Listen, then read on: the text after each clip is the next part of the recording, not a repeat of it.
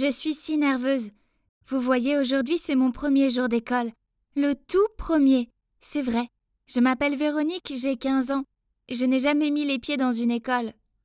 C'est parce que mon père est un scientifique et que ma mère est écrivaine, et qu'il tenait vraiment à mon éducation, et craignait que les écoles primaires et secondaires de notre ville ne soient pas assez bonnes. Ma mère m'a donc donné des cours à domicile. Honnêtement, c'était génial. J'ai vraiment aimé apprendre toutes sortes de choses, en particulier la littérature. Mais lorsque je regardais des émissions télévisées sur les lycées comme The Kissing Booth ou High School Musical, je sentais que quelque chose me pesait sur la poitrine. Je ratais tellement de choses, comme avoir des amis et parler aux garçons. Je voulais désespérément avoir ce que les filles de la télé avaient. Alors, j'ai supplié ma mère de me laisser aller au lycée. Il a fallu beaucoup de persuasion et de fausses larmes, mais elle a fini par accepter. J'étais tellement contente! Enfin, j'allais pouvoir vivre l'école par moi-même, au lieu de la vivre par procuration à travers mes personnages télévisés préférés.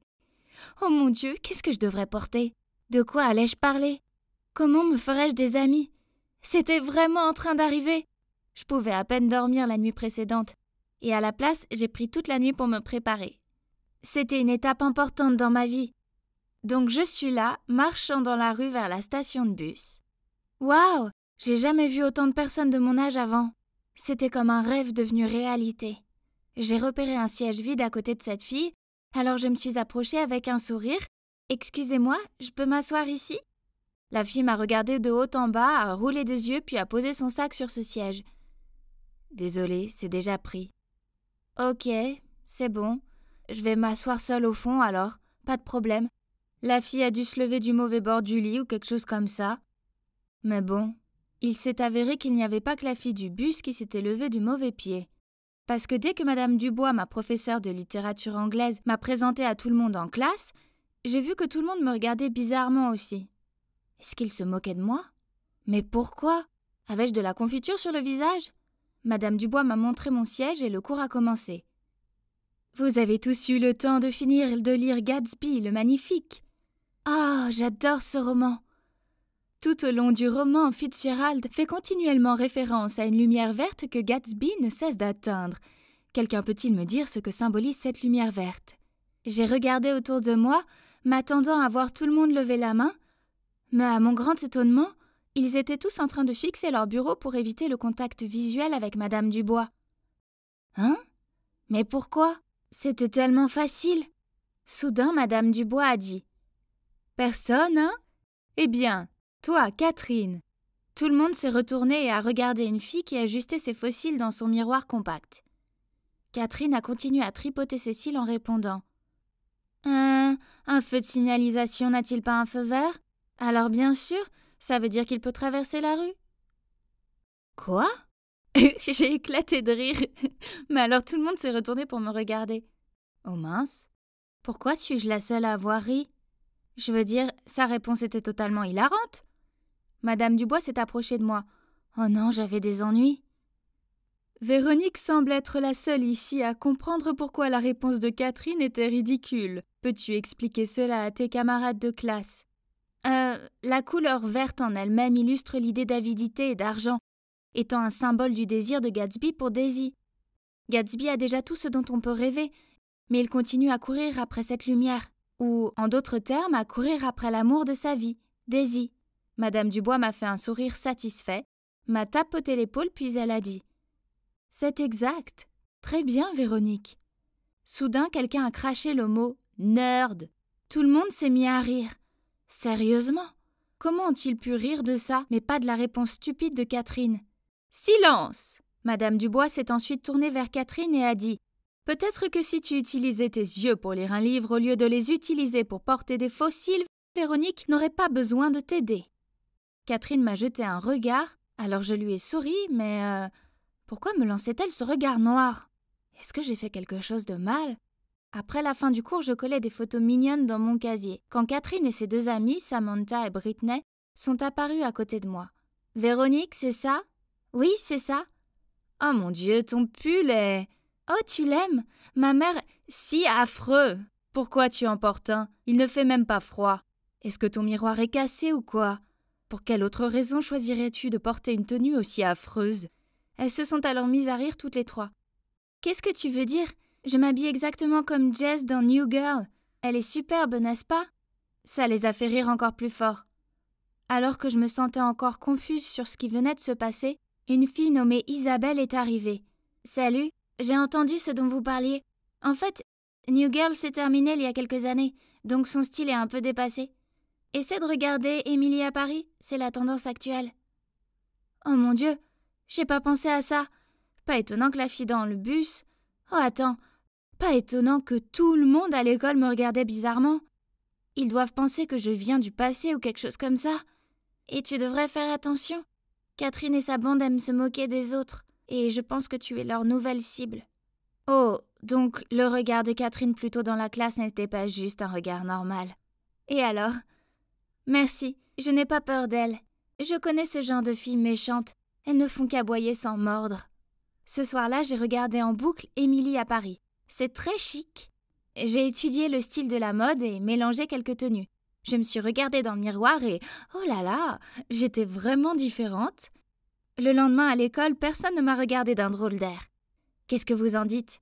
Les conseils d'Isabelle ont été très utiles. À la fin de ma première semaine, j'étais devenue l'élève préférée de la plupart des professeurs. Ça avait l'air génial, n'est-ce pas? Mais croyez-moi, ça ne l'était pas. Chaque fois qu'un professeur me félicitait, Catherine et ses amis me regardaient de travers. Puis j'ai trouvé une note collée sur mon casier qui disait « You widow ». À ce moment-là, Catherine et ses amis sont passés devant moi en riant. En colère, j'ai arraché le mot et leur ai dit « Quand vous laissez des commentaires méchants sur mon casier, écrivez-les au moins correctement.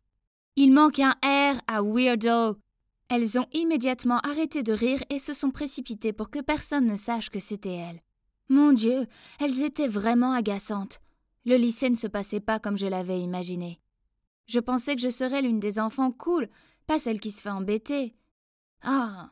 Puis la rumeur s'est répandue que j'avais été scolarisée à la maison. Alors Catherine a commencé à faire des blagues du genre « Tes parents t'ont fait rester à la maison parce que t'es bizarre ?» Au moins, grâce à l'école à la maison, je donne pas de réponses stupides en cours de littérature. Je lui ai répondu. Elle a arrêté de rire et m'a regardée d'un air abasourdi. Après cela, elles ont continué à faire des blagues immatures à chaque fois qu'elles en avaient l'occasion. Mais j'ai fait de mon mieux pour les ignorer. Mais un jour, elles sont allées trop loin. En arrivant en classe, j'ai vu une grande caricature au tableau. C'était moi. Oh mon Dieu, Véronique, ton portrait est incroyable. Et toute la classe a éclaté de rire. Oh, comment ose-t-elle? Tu t'es attaquée à la mauvaise fille cette fois, Catherine. Cet après-midi-là, je suis rentrée chez moi et j'ai essayé de trouver un moyen de me venger de ces méchantes filles. Bingo! J'ai pris mon ordinateur portable et j'ai commencé à travailler frénétiquement. Et après uniquement une nuit, j'ai réussi à pirater tous leurs comptes de médias sociaux, y compris leur iCloud, et j'ai trouvé beaucoup de bonnes choses. Donc, la prochaine fois qu'elles m'embêteront, je serai préparée. Et il n'a pas fallu longtemps pour que les amis de Catherine m'arrêtent à nouveau dans le couloir. « Oh, ta jupe pourrait-elle être plus longue ?»« Ouais, ta grand-mère a appelé, elle veut récupérer ses vêtements. » Tout à coup, tout le monde s'est rassemblé autour de nous pour voir ce qui se passait. Bon timing. Maintenant, nous avions un public. Donnons aux méchantes filles un avant-goût de leur propre médecine. Magnifiques cheveux, Samantha. Dis-moi, combien de fois dois-tu les teindre pour que personne ne sache que tu es en fait rousse? Qu'est-ce que tu viens de dire? Oh, et Britney, joli travail sur le nez. Quoi? Tout le monde s'est retourné pour regarder les beaux cheveux blonds de Samantha et le nez de Britney. Comment? Britney a bégayé avant d'attraper le bras de Samantha et elles ont fui la scène. Hop, j'ai tout appris de leur passé embarrassant grâce aux photos que j'ai piratées hier soir. Après ça, Samantha et Britney n'ont plus osé m'embêter. Mais elles continuaient toutes les trois à embêter les autres. Puis, je n'ai plus pu retenir ma frustration quand je les ai vues se moquer d'Isabelle. « Hé, laissez-la tranquille !»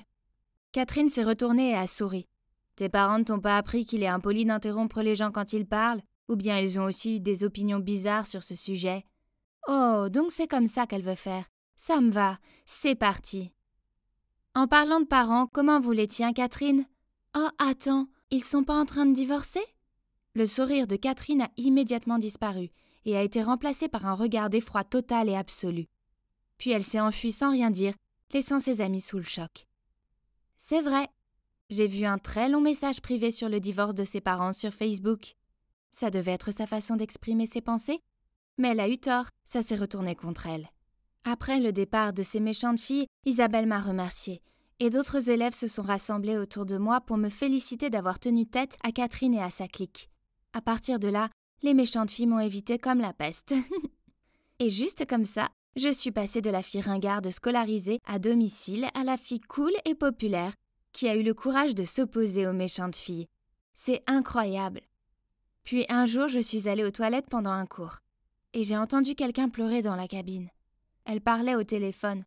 « S'il te plaît, maman, s'il te plaît, ne divorce pas. Toi et papa ne pouvaient pas essayer de faire en sorte que ça marche pour moi. Oh mon Dieu, ça pourrait être Catherine. » Alors que je me lavais les mains, la porte de la cabine s'est ouverte. Et juste comme je le pensais, une Catherine aux yeux rouges est sortie. Dès qu'elle m'a vue, elle a essuyé ses larmes, m'a jeté un regard mauvais. À ce moment-là, je me sentais pas bien. Je me sentais tout le contraire. Je n'avais jamais réalisé que c'était si difficile pour elle. Le fait de la faire se sentir mal ne m'avait pas fait du bien. Mais ça m'avait fait du mal, à moi aussi. Catherine, je suis désolée pour tes parents. Mais elle a juste renâclé puis elle est partie. J'ai attrapé son bras. S'il te plaît, Catherine, je ne voulais pas te blesser. Catherine m'a regardée dans les yeux et a dit « Mais tu l'as fait. » Je sais, je suis désolée.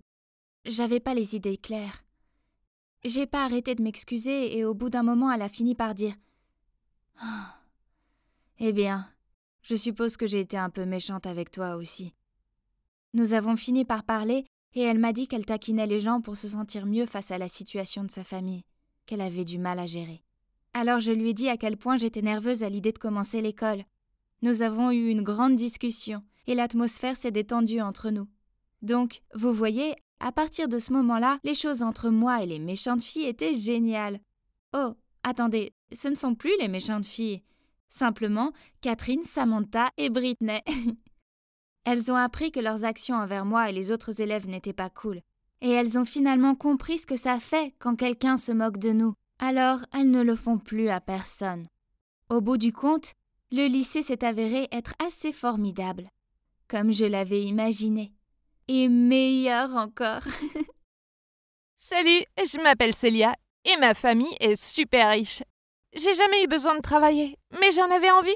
Alors, avec mon amie Alice, on a décidé de devenir entrepreneurs. Et mon père nous a aidés à monter notre start-up. On adore toutes les deux le shopping. Alors on a créé une superbe application qui aide à choisir les dernières tendances selon ta morphologie. Contrairement à mes amis, j'étais célibataire, mais je m'en fichais. En fait, j'adore me sentir libre. Par contre, il y avait un petit problème. Mes parents n'appréciaient pas ça. Ils avaient hâte que je rencontre quelqu'un et que je me marie. Et c'est là qu'ils ont décidé de mettre la main à la pâte. Ils ont commencé à m'organiser des rencarts à l'aveugle. Je leur ai dit que je pouvais me trouver quelqu'un toute seule, mais ils ont dit que celui avec qui j'allais sortir devait venir d'une bonne famille riche. J'y croyais pas. Je n'avais même pas envie de sortir avec quelqu'un. Surtout que j'avais eu de mauvaises relations à la fac. C'est aussi pour ça que mes parents voulaient me trouver quelqu'un, car ils avaient détesté les mecs avec qui j'étais sortie, et ils ne me faisaient pas confiance pour ne pas refaire les mêmes erreurs. J'ai refusé d'y aller, mais mon père a dit quelque chose qui m'a donné la chair de poule. « Ok, n'y va pas. Dans ce cas-là, ta start-up tombe à l'eau. Je retirerai tout l'investissement. » Quoi? Non, il ne pouvait pas faire ça. On avait travaillé si dur pour créer cette application, et le seul moyen de s'en sortir était avec l'aide de mon père. « Bien, je vais y aller, mais je ne peux pas garantir qu'ils me plairont, » dis-je. Je suis allée au rencard et à d'autres ensuite, et je suis rapidement devenue une experte pour être sûre que ces mecs ne soient pas intéressés par moi. Mais mes parents étaient contents que j'aille au rencard. C'était gagnant-gagnant. Mais avant de devenir une pro à ce jeu de rencard à l'aveugle, il y a eu plusieurs situations gênantes et drôles. À l'un des premiers rencards, on avait rendez-vous dans le hall d'un hôtel. Tout ce que je savais était que le mec Tristan était propriétaire de l'hôtel et que sa famille était un grand nom dans les chaînes d'hôtels de la région. J'étais en retard et le parking en sous-sol était bondé. J'ai fini par trouver une place libre et je me suis dépêchée. Mais ensuite, une autre voiture a surgi de nulle part et se dirigeait vers la même place. On a fini par se rentrer dedans. Nos voitures étaient méchamment abîmées et la mienne avait même une bosse. Oh non, mon bébé! J'étais tellement énervée. C'était la Porsche que mes parents m'avaient offerte pour mes 16 ans. Et même si j'avais plein d'autres voitures à la maison, c'était ma préférée. Qui osait amocher mon bébé de la sorte? Je suis sortie de la voiture en furie et je me suis mise à crier sur le mec. Il est sorti de sa voiture. Il portait un chapeau, alors je ne pouvais pas voir son visage. Mais je pensais qu'il était plus jeune que moi. C'était peut-être le voiturier ou quelqu'un d'autre. Mais ensuite, il s'est mis à parler et a dit que c'était de ma faute car j'étais en sens interdit et qu'il avait tous les droits de me faire payer les dégâts de sa voiture. Quoi? C'est lui qui aurait dû payer les dégâts de ma voiture? Eh bien, ça m'a rendue encore plus furieuse. Puis ensuite, il a eu le culot de dire qu'il était pressé et il m'a donné sa carte de visite en disant qu'on réglera ça plus tard. J'ai pris la carte de ses mains et l'ai mise dans mon sac sans même la regarder. Ce serait le problème de mon avocat, pas le mien. Et pire encore, il avait pris la place de parking. Alors il fallait que je trouve une autre place. Ça m'a pris beaucoup de temps et je me suis dit que mon rencard ne m'aurait pas attendu. Je suis arrivée à la table qui nous était réservée et évidemment, il était déjà là. De loin, j'étais impressionnée. Il avait l'air super mignon. Peut-être que mes parents n'avaient pas si mauvais goût après tout. Et sa tenue était parfaite. En fait, ça me disait quelque chose. Ça devait être une nouvelle tendance. J'y ai dit bonjour et me suis assise, mais il s'est mis à rigoler. Et après une minute à me sourire, il m'a dit bonjour. Puis il a commencé par se présenter et j'ai compris qui c'était. C'était le mec qui venait de me rentrer dedans sur le parking. Oh mon Dieu, comment est-ce possible? C'était trop gênant. J'ai fait mine de chercher quelque chose dans mon sac, puis j'ai jeté un œil sur sa carte de visite. Ouais, il était écrit directeur général. Oh mince, j'ai été maudite. J'ai fait de mon mieux pour faire comme si de rien n'était. Et, enfin peut-être qu'il ne m'avait pas reconnue. N'importe quoi, bien sûr qu'il m'a reconnue.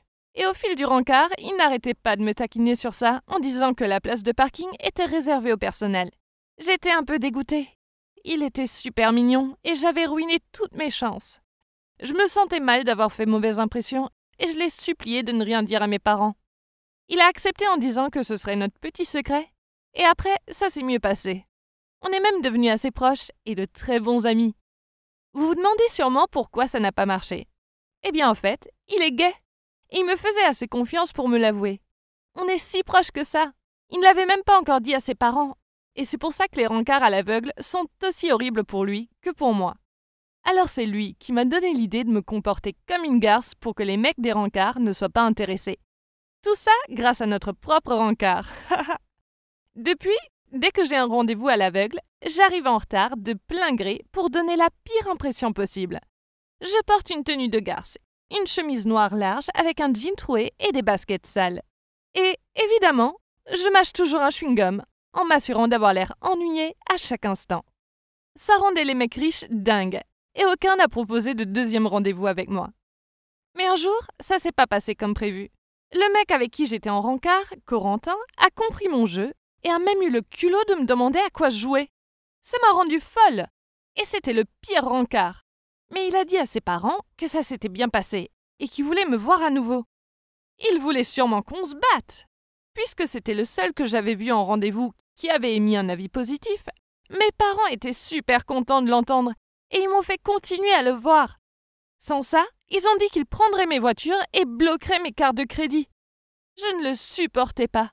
C'était le bad boy typique, un peu joueur, qui pensait que le monde était à ses pieds. Il ne travaillait même pas. Son père venait de lui offrir un poste dans l'entreprise familiale. Quel pourri gâté! Et on n'était même pas en rencard. Il m'appelait seulement quand il voulait que je l'accompagne, comme si j'étais un accessoire. C'était tellement une perte de temps. Mais que pouvais-je faire d'autre? Un jour, on était au club de country pour fêter les 60 ans de son père.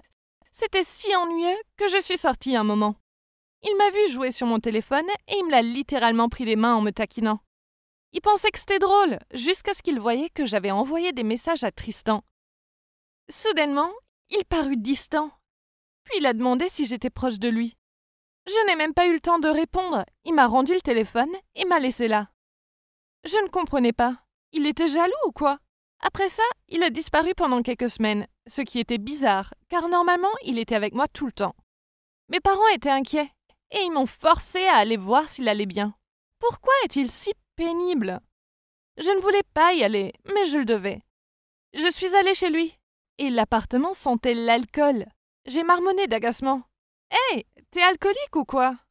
Je pensais que t'étais malade, mais d'accord, je comprends. » Puis il a dit « Tout ça, c'est à cause de toi. » J'étais perplexe. Qu'avais-je fait? J'allais partir quand j'ai remarqué quelque chose. C'était une photo chiffonnée de Tristan et Corentin.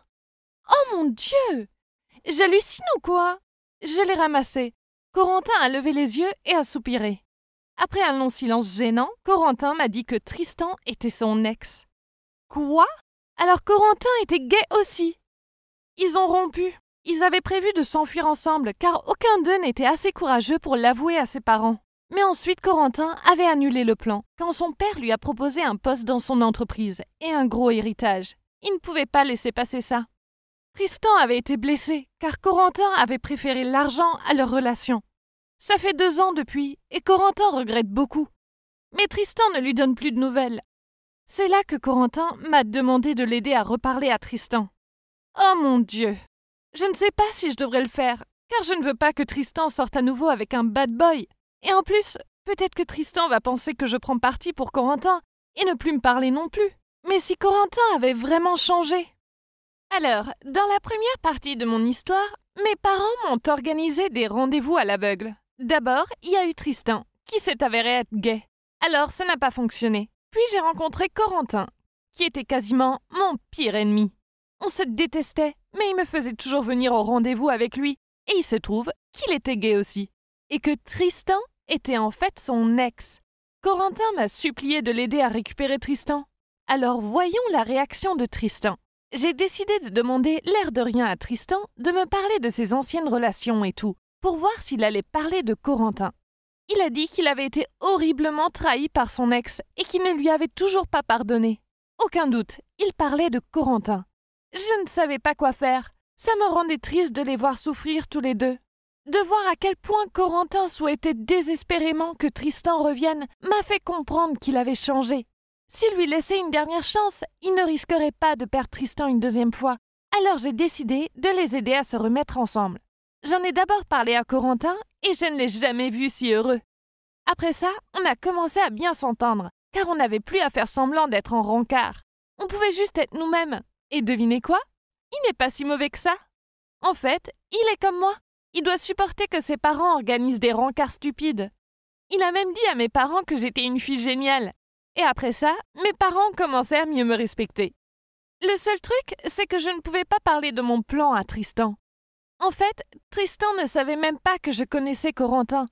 Mais vu comme Tristan parlait de Corentin, je savais qu'il avait encore des sentiments pour lui aussi. Alors tout ce que j'avais à faire était de leur organiser un rencard et laisser le destin faire le reste. J'ai demandé à Tristan de dîner avec moi et j'ai dit à Corentin de se pointer plus tard discrètement. Mais dès que Tristan a vu Corentin, il est devenu tout rouge et en un instant, il est devenu furieux. Il s'est levé et s'est mis à nous crier dessus et a même écarté Corentin de son passage en partant en furie. Tout le monde dans le restaurant nous dévisageait. Et j'ai même entendu un vieux couple qui murmurait que c'était évident que je voyais les deux en même temps et que je venais de me faire prendre.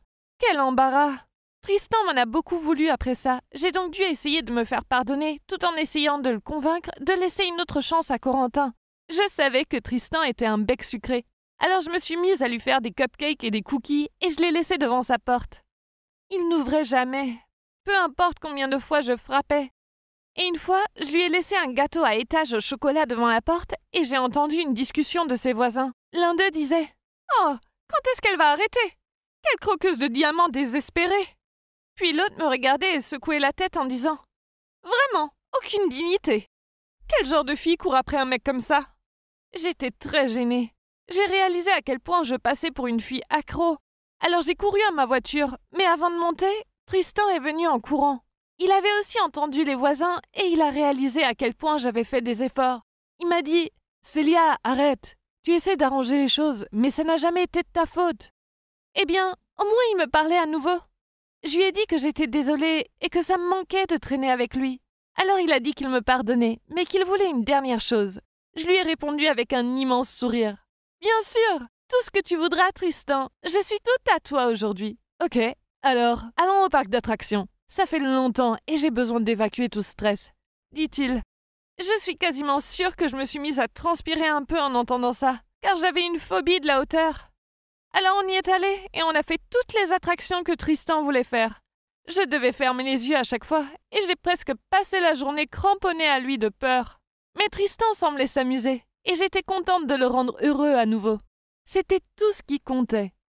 Après ce jour, j'ai pu reparler de Corentin et je lui ai dit qu'il n'était pas obligé de se remettre avec lui, mais qu'il pouvait peut-être ouvrir un peu son cœur et laisser une chance à Corentin de s'expliquer.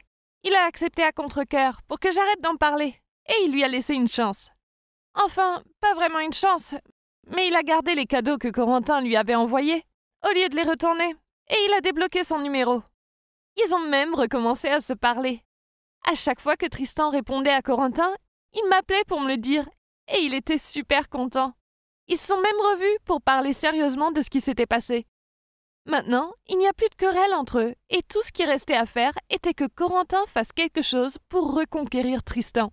Corentin était plein d'attention pour Tristan. Il lui a même offert un abonnement au parc d'attractions et des passes pour les coulisses de son chanteur préféré. Mais Tristan ne changeait pas d'avis. Il était sympa avec Corentin, mais il ne semblait pas vouloir se remettre avec lui. C'était bizarre. Que se passait-il? Est-ce que Tristan avait déjà rencontré quelqu'un d'autre? Un jour, je suis allée boire un verre avec Tristan pour discuter. Je lui ai demandé en plaisantant. « Hey, tu vois un autre mec? Et Corentin alors? Enfin, il t'a fait du mal dans le passé, mais il a changé maintenant. Et honnêtement, vous souffriez tous les deux avant. Maintenant qu'il est de nouveau dans ta vie, tu parais beaucoup plus heureux. » J'ai attendu qu'il réponde, mais il me fixait, ce qui était assez bizarre, et ça m'a fait rougir. Est-ce que j'étais allée trop loin? Je lui ai dit « Donc, allez, à vous, c'est qui ?» Puis il a souri et a bu son verre d'une traite avant de dire « La raison pour laquelle je suis beaucoup plus heureux, c'est parce que oui, j'ai rencontré quelqu'un. » Je le savais, dis-je en l'interrompant. Puis j'ai réalisé qu'il n'avait pas fini de parler. Il a repris. « Mais ce n'est pas un mec, c'est une fille. Et c'est pour ça que je ne peux pas me remettre avec Corentin. Elle m'a fait comprendre que je suis en fait bisexuelle. Et quelle surprise! Enfin, j'aimais vraiment Corentin. Et cette fille est sortie de nulle part et m'a foudroyée tellement elle est incroyable. Je n'y croyais pas. « Oh mon Dieu, c'est qui ?» dis-je en rigolant. Puis il est devenu tout rouge et a dit « Célia, enfin, c'est toi, bah oui. » Quoi? J'étais trop choquée pour répondre. Mon cœur battait si vite. Tristan m'aimait moi? Honnêtement, j'étais confuse. Enfin, Tristan était gai. Pourquoi il m'aimerait moi? Je me sentais gênée et je sentais son regard sur moi. Je savais qu'il attendait que je dise quelque chose. J'ai levé les yeux et pendant un instant, nos regards se sont croisés. Et la tension était palpable. Je n'en pouvais plus. J'ai inventé une excuse en disant que j'étais fatiguée et qu'il fallait que je rentre. Tristan avait l'air un peu embêté, mais a proposé de me raccompagner. J'ai refusé en disant que je prendrais un Uber. J'avais besoin d'être seule. Je n'arrêtais pas de penser à ce qu'il avait dit. Ça tombait sous le sens. On s'amusait beaucoup ensemble. Mais puisque je savais qu'il était gai, je ne l'ai jamais considéré comme un petit copain potentiel. Mais s'il n'était pas gai, enfin, on pouvait être ensemble. Plus j'y pensais, plus je réalisais que je l'appréciais aussi. Mais il fallait que je brime ses sentiments car... Et Corentin alors? Je ne pouvais pas voler l'amour de sa vie comme ça. Il aurait le cœur brisé. Je n'ai pas dormi de la nuit cette nuit-là. Plein de questions surgissaient constamment dans mon esprit. Le lendemain, Tristan m'a envoyé un message en premier, en disant « Tu as bien dormi? J'espère que ce que je t'ai dit hier soir ne t'a pas empêché de dormir. » Avec un emoji qui sourit. J'ai répondu « En fait, je n'ai pas dormi de la nuit. J'ai beaucoup réfléchi à mes sentiments, mais Tristan, je ne veux pas faire de mal à Corentin. On ne peut pas faire ça. » Puis il a répondu « Ne réfléchis pas trop, ça n'a pas d'importance. Réponds juste à cette question. Est-ce que tu as des sentiments pour moi? Dis juste oui ou non. » Je ne sais pas ce qui m'est passé par la tête, mais à ce moment, j'imagine que j'en avais marre que les choses soient si compliquées. Alors j'ai écrit « oui », puis j'ai cliqué « envoyer ». Ok, donc maintenant Tristan savait que j'avais aussi des sentiments pour lui. Et il paraissait si heureux. Il a dit que je ne devrais pas m'inquiéter et qu'on trouverait une solution, du moment que nos sentiments étaient réciproques. Quelques jours plus tard, Tristan m'a dit qu'il avait vu Corentin pour lui parler. J'avais trop peur de demander à Tristan comment ça s'était passé. Mais à minuit, Corentin m'a appelé. J'étais terrifiée de répondre. Je savais qu'il me crierait dessus. Mais à ma grande surprise, ce n'était pas le cas. Il était calme et a dit que Tristan lui avait tout dit et que si j'avais vraiment des sentiments pour lui, je devrais me lancer. Il a dit « J'ai passé des années loin de celui que j'aime et je ne veux pas que ça vous arrive à Tristan et toi. C'est trop douloureux. Vous méritez d'être heureux. En plus, tu m'as tellement aidé. Grâce à toi, j'ai réussi à mettre les choses au clair avec Tristan. Et le fait qu'il soit de nouveau dans ma vie, même comme ami, c'est déjà très bien. Je trouverai quelqu'un d'autre. Et ça me rendrait heureux de savoir que vous êtes heureux ensemble. » J'étais touchée par ces mots. Je n'arrivais pas à répondre. Je me suis mise à pleurer et je lui ai dit qu'il allait sûrement vite rencontrer quelqu'un de génial. Même lui semblait ému, mais il essayait de le cacher en rigolant, en disant que j'étais une pleurnicheuse. Maintenant que j'avais son soutien, j'ai décidé de tenter le coup avec Tristan. On est allé à un rencard et c'était superbe. Puisque c'était pas la première fois qu'on se voyait, on était très à l'aise l'un avec l'autre. Et maintenant que je savais qu'il était intéressé par moi, j'ai remarqué à quel point il me donnait des papillons dans le ventre. C'était génial. Maintenant, nous sommes officiellement en couple. Il se trouve que mes parents sont assez bons pour jouer les cupidons. Vous pensez? Pouvez-vous imaginer ce que c'est d'être tellement jolie que les gens vous harcèlent? La plupart d'entre vous pensent sûrement qu'être jolie est génial. Mais attendez de connaître mon histoire. Je m'appelle Jasmine et j'ai 16 ans. Et oui, je tiens mon nom de la princesse Jasmine. Car au moment où je suis née, mon père a dit que je lui ressemblais beaucoup. Alors, en grandissant, j'étais naturellement jolie et plus je grandissais, plus les garçons me couraient après. Mais je n'y prêtais pas attention. Juste parce que j'étais jolie ne voulait pas dire que j'étais prétentieuse. En fait, j'étais une enfant très attentionnée. J'adorais aider mes camarades et je me fichais de l'apparence physique. Je voulais aider tout le monde. Une fois en CE2, il y avait des garçons qui se battaient et j'ai voulu les aider. Mais je fus très choquée en apprenant qu'ils se battaient pour moi. Notre maîtresse a interrompu la dispute et les a fait s'asseoir au fond de la classe, loin de moi. J'étais tellement choquée. Pourquoi ils se battaient pour moi?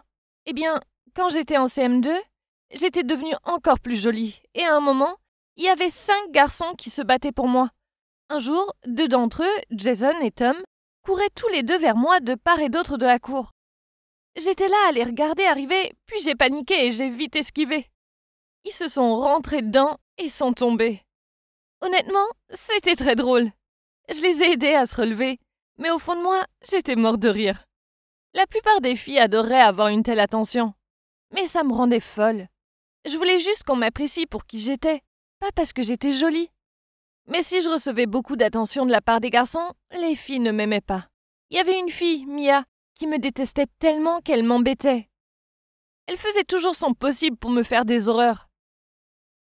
Comme cette fois où elle m'a sauté dessus en cours de sport et m'a cassé le bras. Elle a dit que c'était un accident, mais je sais que c'était volontaire. Et évidemment, je me servais de mon bras droit pour tout, donc c'était une torture.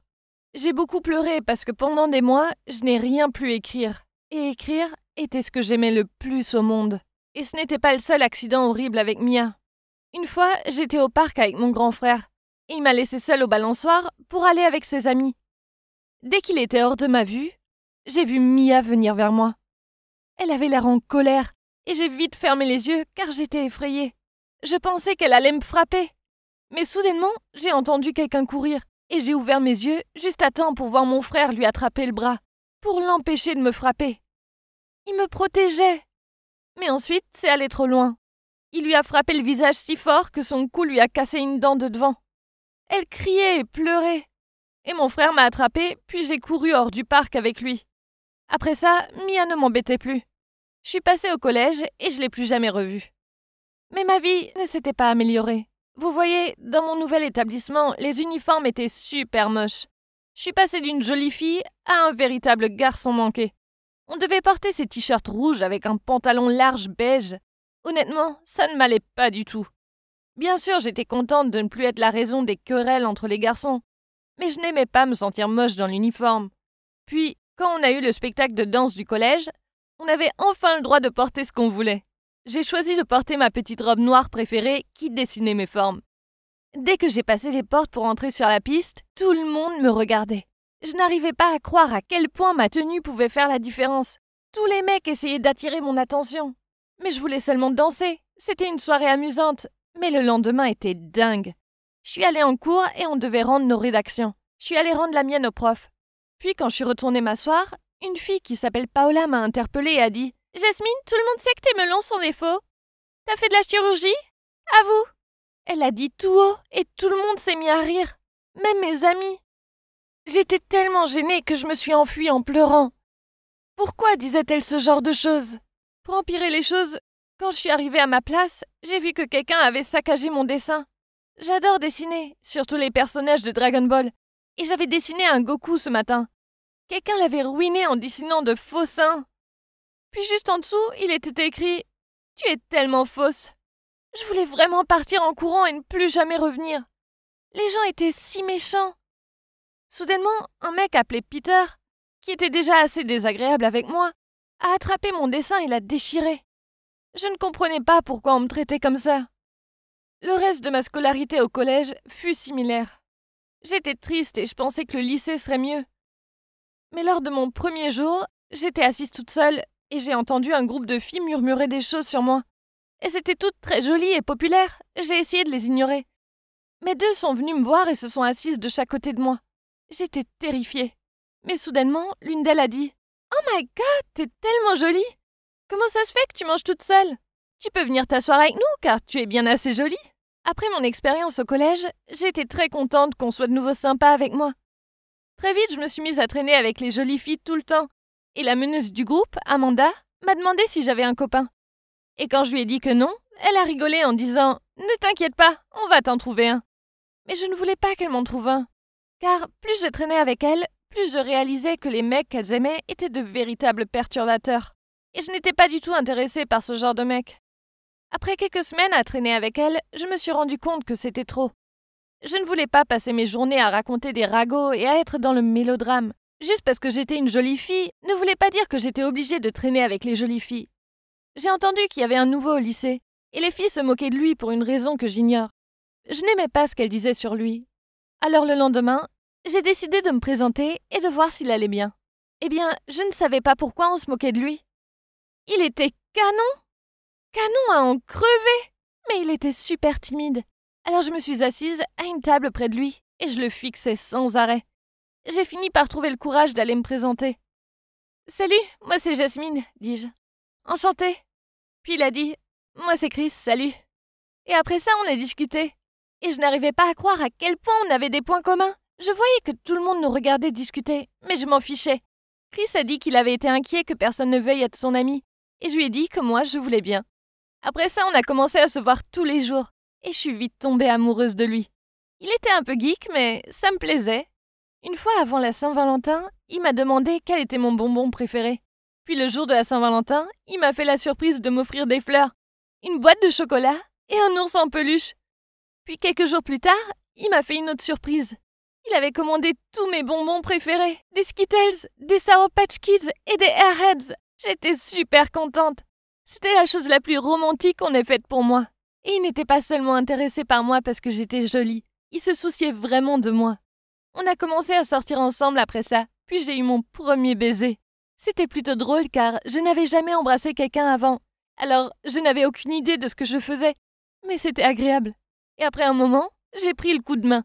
Et maintenant, on est super amoureux. Ça fait 7 mois qu'on sort ensemble. Et je n'aurais jamais imaginé que ma vie pourrait être aussi bien. On prévoit même de se marier à l'avenir. Je sais qu'on est encore jeune, mais quand on sait, on sait. Bonjour, je m'appelle Inès. Et ma vie au lycée a pris un tournant radical grâce à ma mère folle et surprotectrice. Mes parents ont divorcé quand j'étais petite. Je suis restée avec ma mère. Mais elle travaillait pour le département des enquêtes criminelles, ce qui signifie qu'elle était très occupée et que les tâches ménagères n'étaient jamais faites et que nous vivions de plats à emporter. Croyez-moi, manger de la pizza et du riz aux œufs tous les soirs n'est pas aussi bon que ça en a l'air.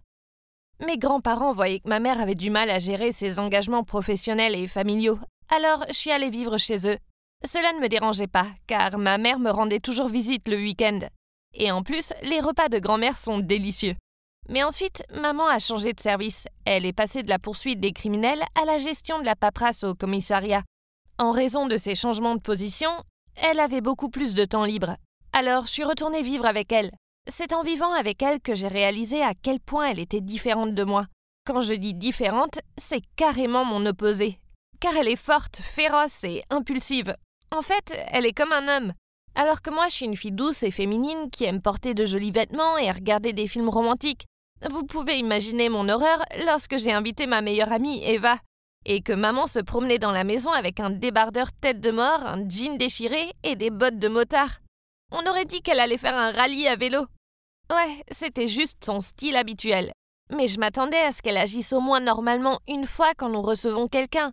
C'était vraiment dégoûtant, elle avait presque 40 ans, pas 15. Ensuite, le jour de ma rentrée au lycée, maman a insisté pour m'emmener et me récupérer, car elle avait peur qu'il y ait des bandits dans le bus. Ouais, je sais, c'était ridicule. Je veux dire, à quel point pense-t-elle que je suis fragile? Mais je ne voulais pas la contrarier, alors j'ai accepté à contre-cœur. L'école est finie et je discutais avec mes amis en attendant que ma mère arrive. Quand nous avons soudain entendu le bruit d'une moto qui se dirigeait vers l'école. Mes amis et moi étions si contentes et avons sifflé en pensant qu'un joli garçon passait par là. Mais alors la moto s'est arrêtée près de nous et le conducteur a enlevé son casque. J'ai littéralement voulu m'évanouir. C'était ma mère bien-aimée. Oh bon sang, que diable faisait-elle? Ma mère a crié de joie. « Hey Inès, monte !» Puis elle m'a tendu un casque de réserve. Je vous jure que c'était comme si toute l'école était dehors à nous regarder. Comme c'est embarrassant. Quand nous sommes arrivés à la maison, je lui ai demandé d'où venait la moto. Elle a répondu « Quoi ? Oh, tu veux dire Eleanor ? Je l'ai achetée la semaine dernière. Il faisait si beau aujourd'hui que j'ai pensé la faire sortir. » Ouais, vous avez bien entendu. Ma mère a donné le nom d'Eleanor Roosevelt à sa moto. Incroyable. L'embarras ne s'est pas arrêté là. Oh non. Un jour, mon professeur nous a informé que demain, après l'école, il y avait une réunion parents-prof. Je ne voulais pas que maman se présente dans une tenue d'adolescente rebelle. Alors j'ai cherché dans son armoire quelque chose qui ressemble à une maman. Mais non, tout ce que ma mère possédait était des t-shirts, des shorts déchirés et des hauts courts. Oh. Alors je suis allée sur Internet et j'ai trouvé cette magnifique robe bleue, puis je lui ai dit de l'acheter. Le lendemain, après l'école, j'ai attendu ma mère dans ma salle de classe. Tous les parents étaient déjà là, seule ma mère manquait à l'appel. J'étais sur le point de l'appeler quand soudain quelqu'un est entré dans la pièce. Oh mon Dieu! Dites-moi que je rêve! C'était ma mère, et vous ne croirez pas ce qu'elle portait? Non, c'était pas la robe bleue, mais plutôt cette robe en cuir noir super moulante, des lunettes de soleil noires, des talons de 10 pouces de haut et un collier noir. Elle avait l'air de venir d'un film de vampire. Tout le monde était bouche bée devant elle. Je pense que certains des papas étaient même en train de baver un peu. Quand je l'ai confrontée à ce sujet, elle a juste haussé les épaules et dit « Chérie, cette robe est bien plus mon style que la bleue. » C'était officiellement le moment le plus embarrassant de ma vie. Merci maman. Pourquoi ne pouvait-elle pas être comme moi? Je veux dire, je commençais à penser que j'étais l'adulte ici, pas elle. L'embarras ne s'est pas arrêté là non plus. Au lieu de cela, elle l'a amené à un tout autre niveau. Mon école avait prévu un voyage de camping et j'étais tellement contente. Maman voulait venir et superviser, mais j'ai fermement dit non. Elle a commencé à dire « Mais chérie, tu ne sais pas à quel point les bois sont dangereux, et si tu te fais mordre par un serpent, tu sais comment gérer ça? Je ne pense pas. » Quoi? Elle était juste complètement ridicule à nouveau. Nous sommes disputés pendant un moment, mais à la fin, elle a accepté de me laisser y aller sans elle. Le voyage était tellement amusant et des garçons mignons nous ont demandé à Eva et à moi si nous voulions aller nous baigner dans le lac. Bien sûr, nous avons dit oui. Je veux dire, regardez-les, ils étaient tellement mignons. Soudain, j'ai entendu crier. C'était Eva. Elle a dit que quelqu'un se cachait dans les buissons et nous observait. C'était si effrayant. Les garçons ont dit qu'ils allaient vérifier. Mais alors, cette personne a sauté hors du buisson et a effectué une prise de judo sur eux. Attends une minute, je connaissais ce mouvement. Pourrait-il être ce que je pense? Oh non, c'était ma mère. Que portait-elle? Elle était en tenue militaire. Elle avait même des jumelles. Bon sang, maman! Qu'est-ce que tu faisais là avec une tête de G.I. Joe? J'ai pas pu retenir mes larmes et j'ai crié. Oh mon Dieu, pourquoi tu ne peux pas me laisser tranquille? T'es en train de tout gâcher! Puis j'ai couru jusqu'au camp. Elle est partie après ça, mais je me suis sentie si embarrassée pendant tout le reste du voyage. Quand je suis rentrée à la maison, ma mère s'est immédiatement excusée et m'a juré qu'une telle chose ne se reproduirait plus. Je pouvais voir dans ses yeux qu'elle le pensait vraiment, alors je lui ai donné une autre chance. Elle s'est beaucoup calmée après ça et m'a laissé aller à l'école toute seule. C'était un grand progrès, pas vrai? Peu de temps après, j'ai commencé à sortir avec un garçon qui s'appelait Joseph et il était vraiment canon. Il était l'un des enfants les plus populaires de l'école et je n'arrivais toujours pas à croire qu'il m'avait choisi. Je sais pas comment maman l'a découvert, mais elle l'a fait et elle a insisté pour l'inviter à dîner. Je lui ai fait promettre de ne rien faire de fou. Je veux dire, quelle était la pire chose qui pouvait arriver? Le dîner se passait bien jusqu'au dessert. Puis maman a commencé à lui poser des questions gênantes, comme « Joseph, avec combien de filles as-tu sorti? Et je suppose que vous avez des cours de santé à l'école, ou dois-je vous rappeler quelques faits importants? » Oh mon Dieu, maman! Ces questions étaient plus qu'embarrassantes. Joseph est resté assis avec un sourire gêné sur le visage et n'a pas répondu. Mais alors maman a annoncé qu'il était très tard et l'a pratiquement poussé hors de la maison. Oh, il n'était que 20h30. Après son départ, je suis allée directement voir ma mère et nous avons commencé à nous disputer encore. « Maman, t'étais d'accord pour ne pas faire de bêtises. Pourquoi tu ne peux pas agir comme une mère normale ?» Et elle a répondu « Oh chérie, ce Joseph est vraiment mignon, mais il n'est pas du tout fait pour toi. Je connais son genre, ils ne veulent que profiter des filles douces comme toi. » Quoi? Des filles comme moi? Qu'est-ce que c'est censé vouloir dire? J'ai répondu en criant « Tu le fais encore! Tu es surprotectrice! C'est parce que tu n'es pas assez forte. Si tu ne faisais pas ta fillette et que tu étais une dure à cuire comme ta mère, je n'aurais pas à te protéger tout le temps. » J'étais en colère. Je suis montée dans ma chambre et j'ai claqué la porte. J'allais vraiment lui prouver qu'elle avait tort pour Joseph et que je n'avais pas besoin de sa protection. Heureusement, maman n'avait pas fait fuir Joseph. Ouf, il m'a dit que ses parents étaient aussi très gênants. Un soir, Joseph m'a emmenée dans un restaurant sympa. Il y avait des bougies, de la musique live et les repas étaient délicieux. C'était tellement romantique. Puis, il a touché ma main et s'est rapproché. C'était si excitant. J'étais sur le point d'avoir mon premier baiser. Soudain, une personne a frappé sur la table voisine et a gâché le moment. C'est alors que j'ai remarqué qu'elle avait un porte-clés sur son sac qui était identique à celui que j'avais fait une fois au camp d'été. Je me suis levée et me suis dirigée vers la table.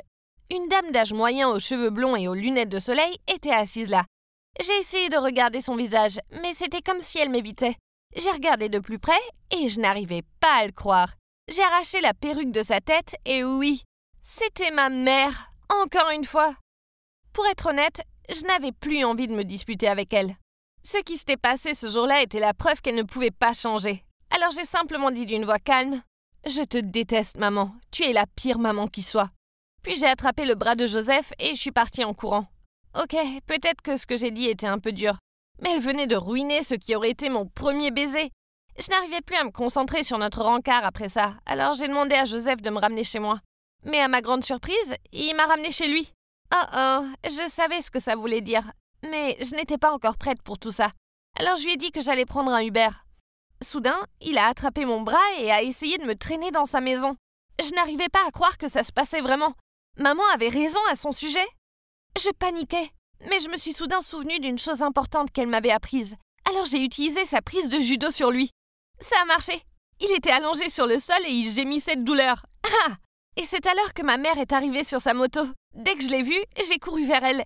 Je l'ai serrée et j'ai pleuré comme un bébé dans ses bras. Vous devez vous demander comment ma mère m'a trouvée. Eh bien, quand Joseph est venu dîner, elle a volé son téléphone et l'a piraté pour avoir accès à tous ses messages et à sa position. Donc, après que je l'ai traîné hors du restaurant, il a envoyé un message à son ami disant qu'il essayait de coucher avec moi à tout prix, ce que ma mère a vu. Alors elle s'est précipitée pour me sauver. Oh mon Dieu, maman, ce n'était pas bien du tout. Mais que peut-on attendre d'un enquêteur criminel? Quand nous sommes arrivés à la maison, nous avons eu une discussion sérieuse. À ma grande surprise, elle a admis qu'elle s'était trompée à mon sujet. Elle voyait maintenant que j'étais capable de prendre soin de moi. La prise de judo que j'ai faite à Joseph l'a vraiment impressionnée. Tu vois, les filles douces peuvent aussi botter des fesses. Donc, à partir de ce moment, les choses se sont beaucoup améliorées entre nous. Il s'est avéré que ma mère n'est pas si ennuyeuse après tout. Je réalise maintenant qu'elle est plutôt cool et que tout ce qu'elle a fait, c'était juste pour me protéger. D'accord, elle a peut-être poussé les choses à l'extrême, mais elle l'a fait avec de bonnes intentions. Grâce à ma mère, je me sens plus forte maintenant. Vous savez ce qu'on dit, je suis une femme forte parce qu'une femme forte m'a élevée. Mais une chose est sûre, je n'emprunterai pas ses vêtements de sitôt. La famille, c'est compliqué. C'est vrai, je pensais que ma famille était la plus heureuse possible. Mais non, tout comme une bulle s'explose quand elle devient trop grande. Maman et papa se sont séparés après une grosse dispute stupide. Après ça, mon père a déménagé. Moi et ma petite sœur Katie avons eu un choix difficile. L'un de nous resterait ici avec maman et l'autre irait vivre avec papa et sa nouvelle copine, Zara. Cathy est vraiment douce, gentille et sensible. Alors je ne pensais pas que bouleverser sa vie et la faire vivre avec une nouvelle belle-mère serait une bonne idée. Je suis un grand frère, protéger ma petite sœur était mon devoir. Donc, c'était réglé. Katie est restée avec maman et j'ai emménagé avec papa et Zara. Quelques mois plus tard, maman est tombée amoureuse d'un certain Valentin et l'a épousé. Je n'étais pas très convaincu par Valentin. Je ne l'avais rencontré que quelques fois, mais il semblait trop prétentieux à mon goût. Bref, revenons à papa, et il s'avère que ma vie avec eux était une partie de plaisir. Et il me laissait sortir quand je voulais, et il me faisait à peine faire des tâches ménagères. Au contraire, Zara n'était pas une personne méchante. Elle me traitait comme un membre de la famille, et, pour mon 16e anniversaire, elle a même suggéré à mon père de me surprendre avec ma propre voiture. Des jours heureux. Mais il y avait un hic. D'après les messages de ma sœur, je sentais que les choses n'étaient pas si roses avec elle. Donc je suis allé lui montrer ma nouvelle voiture. Enfin, c'était juste une excuse pour aller vérifier comment ça se passait. Je suis entré dans la maison pour trouver Katie en train de vider le lave-vaisselle. Elle pleurait. Je comprends, les tâches ménagères sont nulles, mais ce n'était pas assez terrible pour faire pleurer quelqu'un. Il y a quelque chose qui cloche. Je lui ai préparé une boisson et on s'est assis et on a parlé. Elle m'a dit que c'était Valentin, qu'il ne l'aimait pas et qu'il lui causait toujours des problèmes. Katie a dit « Il m'a toujours considéré comme une épine dans le pied, car il voulait que maman passe tout son temps avec lui. Il exigeait que je fasse toutes les tâches ménagères, mais quand maman rentrait du travail, il disait qu'il les avait faites. Si j'essayais de lui poser des questions à ce sujet, il me mettait dans le pétrin et en racontant des mensonges à maman à mon sujet. Comme la fois où il a dit que je l'avais insulté et que j'avais volé 20 $ dans son portefeuille. Je n'ai pas aimé ce que j'ai entendu, donc je lui ai demandé « As-tu essayé de dire à maman ce qui se passe ?» Elle a hoché la tête et a soufflé. Oui, elle a dit que je suis juste paresseuse et jalouse. J'ai répondu « On dirait que maman est aveuglée par l'amour. » Ne t'inquiète pas, sœurette, elle va bientôt revenir à la raison. Elle a retenu ses larmes et a dit « Je l'espère, Thomas, parce que ça craint vraiment ici. Je lui ai dit de me prévenir la prochaine fois que Valentin faisait quelque chose de louche. Waouh, il s'avère que ce type aime donner des coups bas. Quelques jours plus tard, il a remplacé l'huile de cuisson par du whisky, et quand maman a commencé à cuisiner, tout a pris feu. Valentin s'est précipité à la rescousse et il a accusé Katie en disant qu'il l'avait vue tenir la bouteille de whisky hier soir.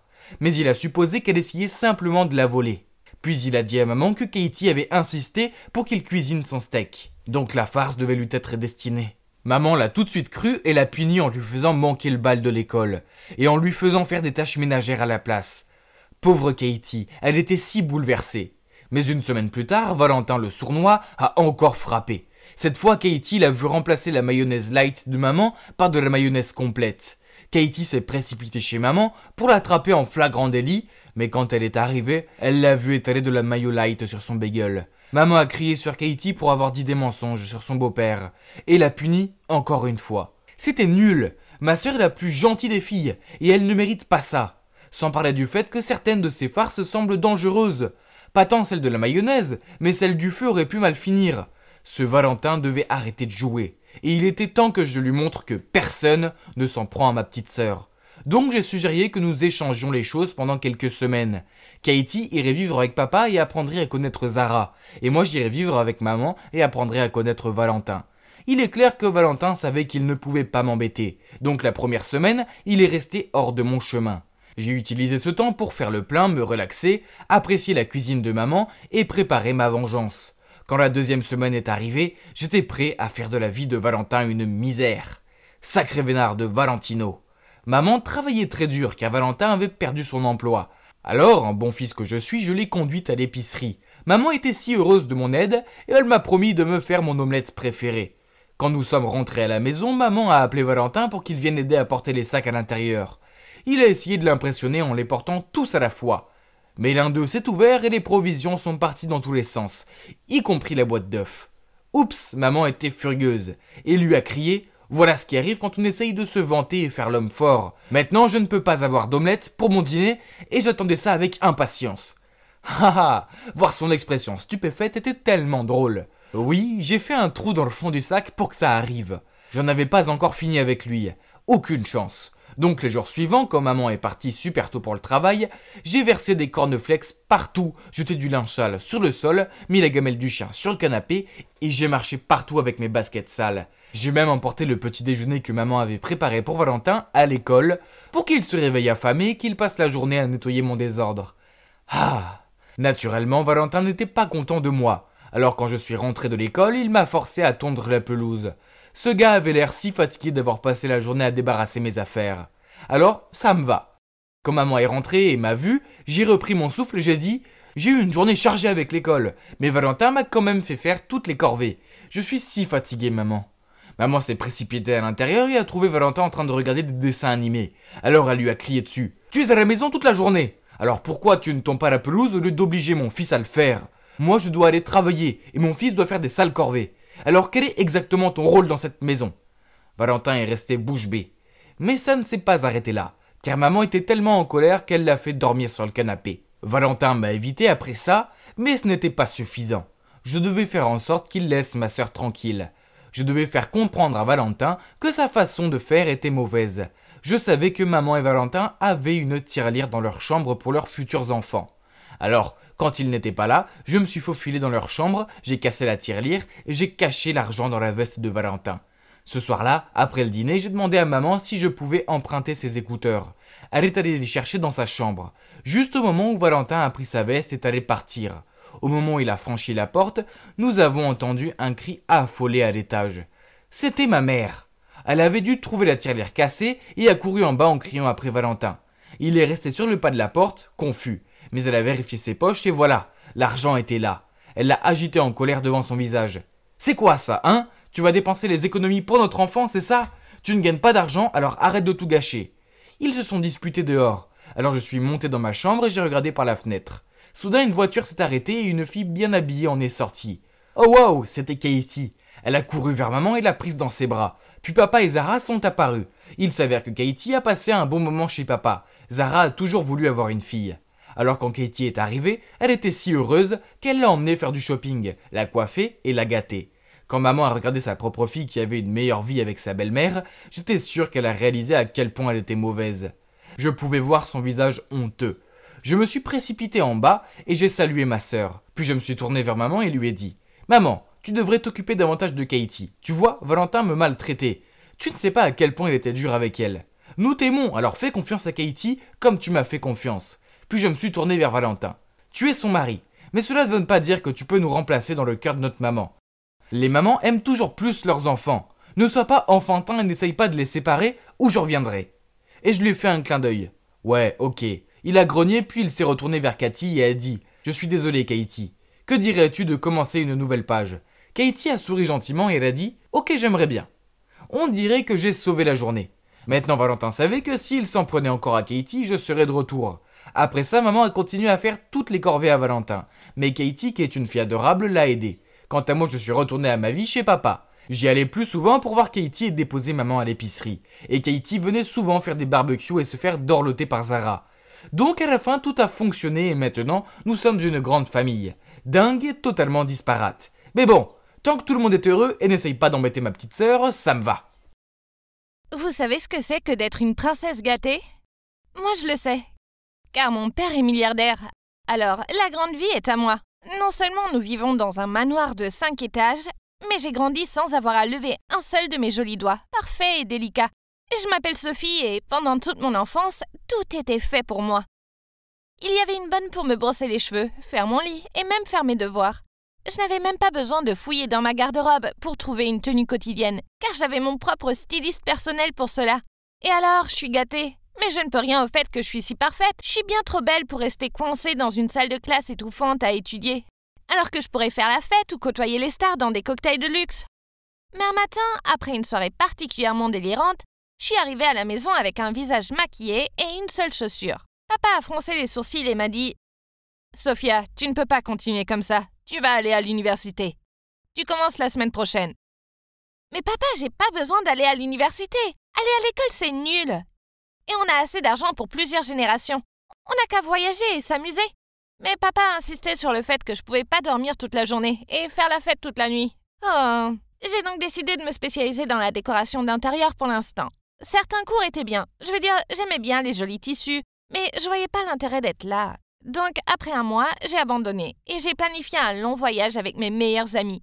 Mais il y avait un petit problème, car payer ce voyage coûterait beaucoup plus que ce que mon argent de poche pouvait couvrir. J'avais donc pas d'autre choix que de faire les yeux doux et de demander de l'argent à mon père. « Papa, s'il te plaît, l'université c'est pas pour moi, mais je pense vraiment que partir quelque temps m'aidera à me vider l'esprit. » Il a ricané. « J'en doute fortement, Sophia, tu es paresseuse, égocentrique, et tu comptes entièrement sur les autres pour te soutenir. T'as 20 ans pour l'amour de Dieu, alors agis comme tel. » Je l'ai supplié en retour. « Mais papa, je veux juste m'amuser avec mes amis. » Alors trouve un travail et dépense ton propre argent dans ce que tu veux. Mais si tu continues à te comporter de la sorte, n'espère plus recevoir d'aide de ma part. Tu as de la chance que je ne t'ai pas encore virée, Sophia, mais ça arrivera bientôt. Quoi? C'est tellement insensé. C'était mon père, c'est son devoir de me soutenir. Bon sang, est-ce qu'il ne m'aimait pas du tout? J'étais tellement en colère que j'ai crié. T'es qu'un vieil homme triste et égoïste. Puis je suis sortie en claquant la porte.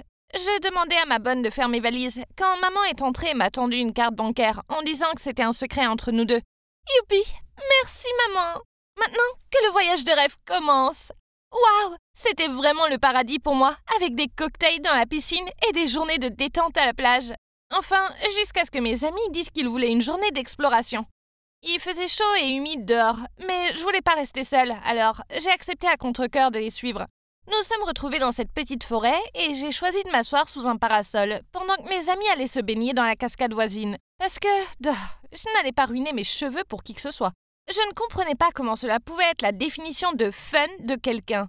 J'espérais juste que mes amis allaient se dépêcher de revenir. Puis j'ai entendu des bruits de pas. Je me suis retournée en pensant que c'était les filles. Mais à la place, il y avait 2 hommes avec des cagoules. Oh non, ça ne pouvait pas être bon. Je me suis levée d'un bond et j'ai commencé à courir, mais mes sandales de marque n'étaient pas faites pour les fuites et ils m'ont vite rattrapée. J'ai crié et on m'a mis un tissu puant sur la bouche. Après ça, le monde a commencé à devenir sombre autour de moi. Quand j'ai ouvert les yeux en vacillant, c'était tellement ensoleillé. Où étaient mes lunettes de soleil? C'est alors que j'ai entendu 2 voix et je me suis rappelé avoir été kidnappée. J'ai entendu le premier homme dire « Tu as son téléphone ?» L'autre a répondu « Bien sûr, je ne veux pas contrarier le patron. » J'avais tellement peur que j'ai fait semblant d'être encore insouciante. Puis soudain, j'ai entendu le bruit du moteur qui démarrait. J'ai ouvert les yeux et j'ai vu les hommes s'éloigner. J'étais maintenant toute seule dans un champ. Quoi? Pourquoi quelqu'un voudrait-il kidnapper quelqu'un et l'abandonner au milieu de nulle part? Mes amis doivent être tellement inquiètes pour moi. Je devrais les contacter. Mais comment? Je n'avais aucune idée où j'étais. Et pas de téléphone. Je devrais d'abord trouver un moyen de sortir de cet endroit désert, puis emprunter le téléphone de quelqu'un. Les kidnappeurs avaient laissé un sac à dos à côté de moi, dans lequel il y avait une bouteille d'eau, quelques snacks et des baskets à l'aspect dégoûtant. Bark! Mais je n'avais pas d'autre choix que de les mettre, car mes sandales étaient maintenant déchirées. Bark! J'aurais besoin de tellement de pédicures pour m'en remettre. J'ai pris le sac avec moi et j'ai commencé à marcher. Après ce qui semblait être des heures de torture, une ferme est enfin apparue. J'ai hurlé de joie et j'ai frappé à la porte, mais personne n'a répondu. Je sais que c'est mal d'entrer sans permission, mais c'était une urgence, alors j'ai poussé la porte et je me suis aventurée à l'intérieur. J'allais juste passer un coup de fil rapide puis je partirais. Mais j'ai accidentellement trébuché et renversé un vase. Un bruit fracassant a rompu le silence. J'ai paniqué, j'étais sur le point de m'enfuir. Mais de l'étage, un homme est descendu et a crié « Arrête, voleuse !» Avant que je puisse m'expliquer, il a attrapé ma main et m'a tiré en arrière. J'ai essayé d'expliquer que je n'étais pas une voleuse, mais il m'a jeté un regard sceptique et a dit « Dans ce cas, tu pourras partir une fois que tu auras payé mon vase. C'est un objet de collection. » Quoi? Ce truc moche? Oh! Je lui ai dit que je le ferais dès que j'aurais passé un coup de fil. Alors il m'a passé son portable d'un air sceptique.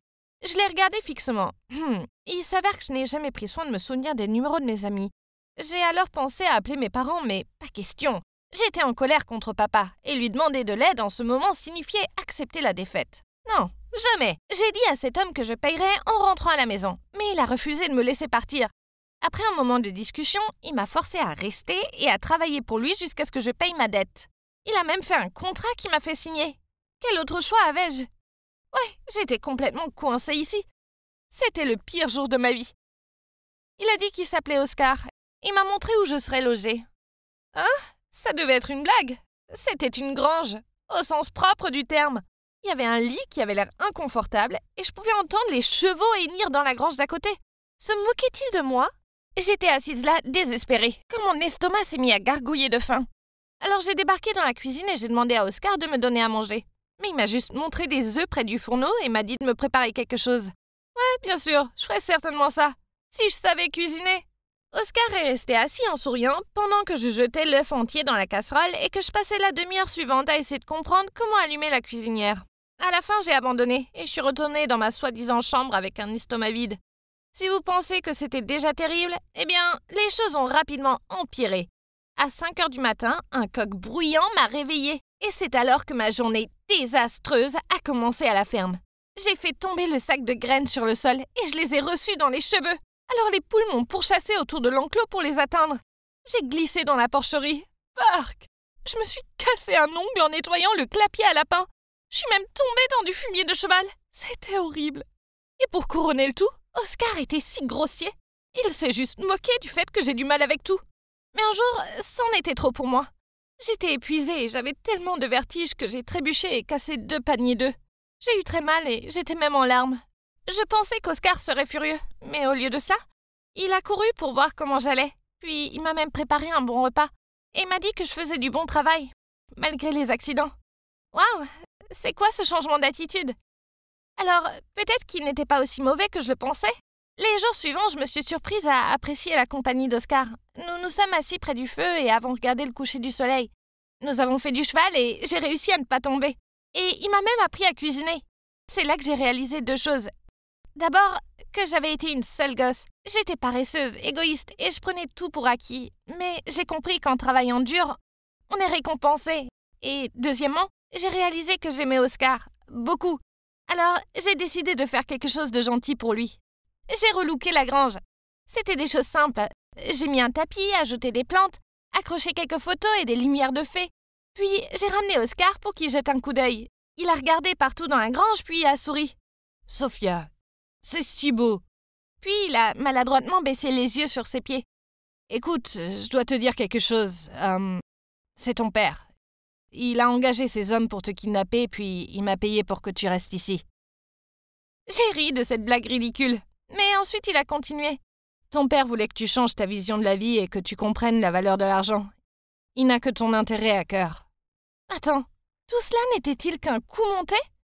Les yeux pleins de larmes, j'ai regardé Oscar droit dans les yeux et j'ai dit « J'allais te dire que j'ai des sentiments pour toi.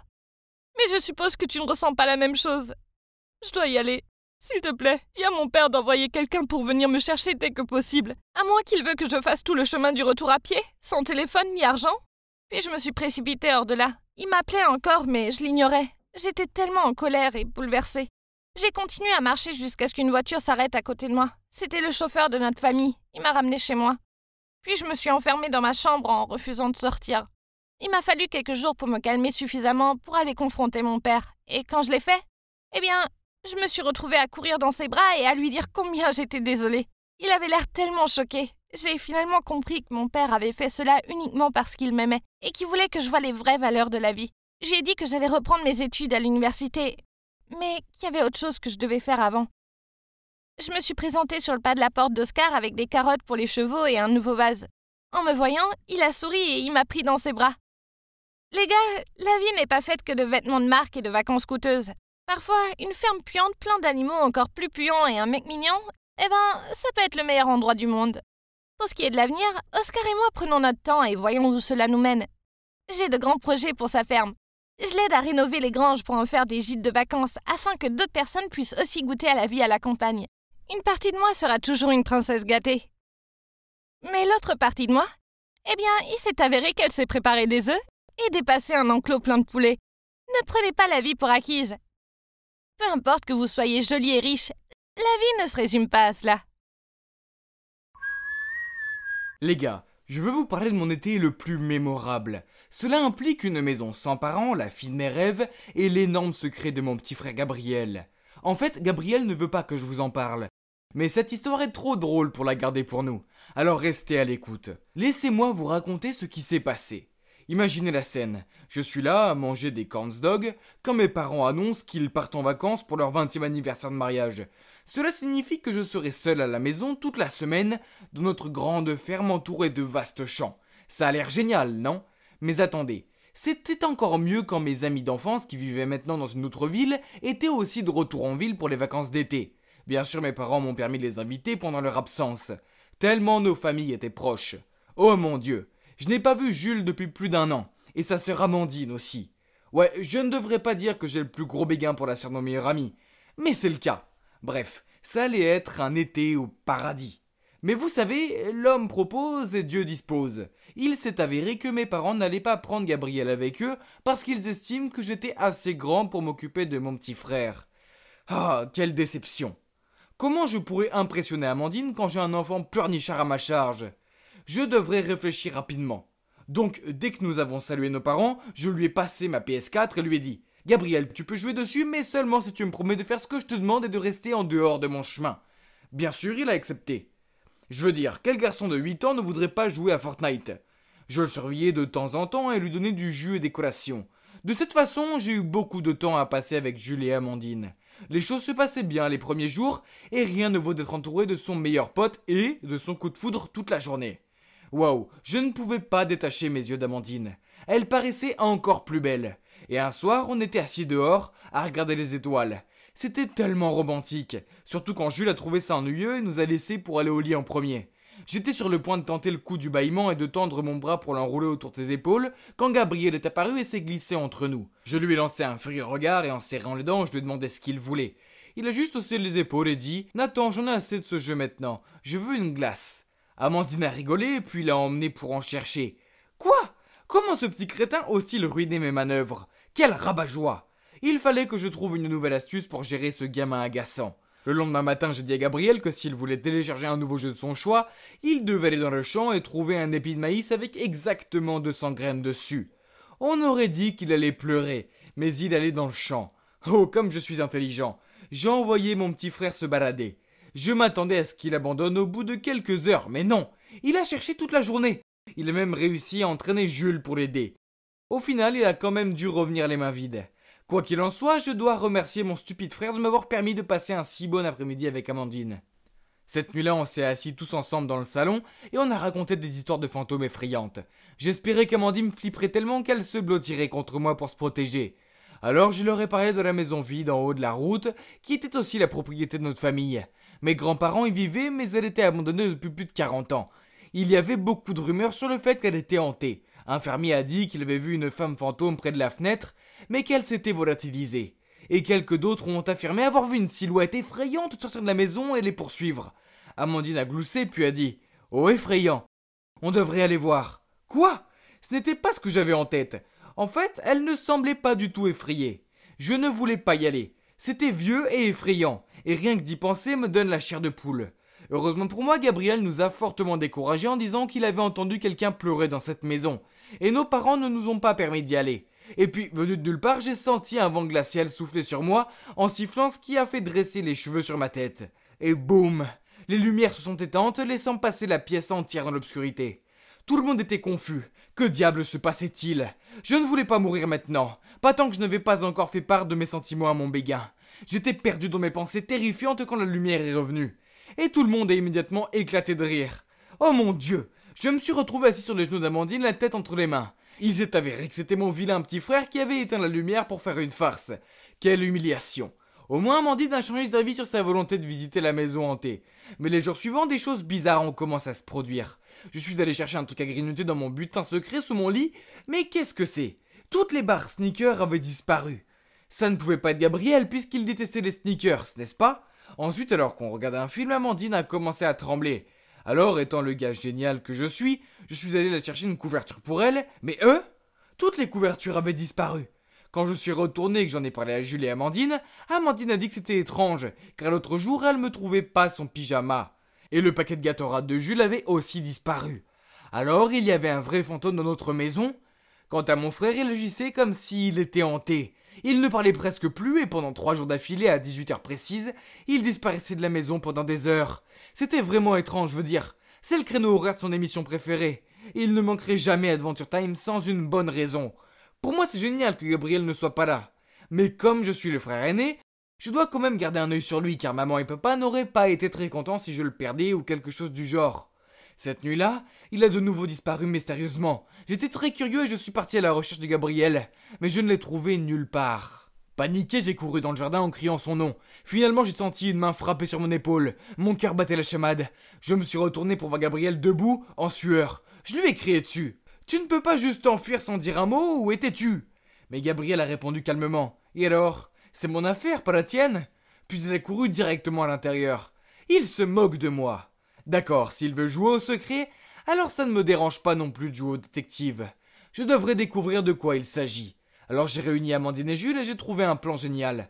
Le lendemain, au déjeuner, comme prévu, Gabriel est entré dans la cuisine et tout était prêt. J'ai posé sur la table un pot rempli de bonbons attirants, et comme prévu, Gabriel en a immédiatement pris une poignée et les a mis dans sa bouche. Oh, regardez son visage heureux. Il n'avait aucune idée de ce que je lui réservais. Juste après ça, nous sommes entrés dans la pièce.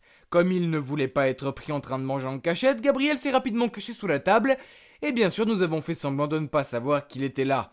Puis j'ai brandi ce pot de bonbons et j'ai dit « Les gars, devinez quoi ? J'ai commandé ces pilules en ligne, ce sont des légendaires bonbons invisibles qui font que personne ne peut me voir. » Jules a eu l'air surpris. « Incroyable, comment as-tu eu ça ?»